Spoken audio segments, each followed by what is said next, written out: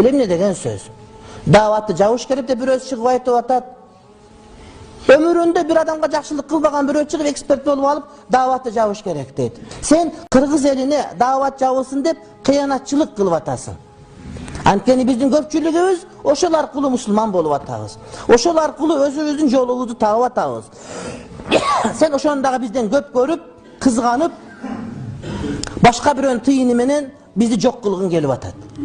Сен муну менен 17-жылдагы орустар келип бизди кубалап, о үркүндө өлүп сөөктөрүбүз терилбей калган учурда геноцидти дагы бизге жаңыртып атасың сен. Дин керек эмес, дават керек эмес деп.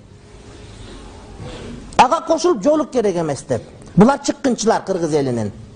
Түрк элинин чыккынчылары, мусулмандардын чыккынчылары. Булар мекени саткындары. Анткени биз улут катары, эл катары мусулман болгондон сакталып калгандыгыбызды элдин бардыгы билет.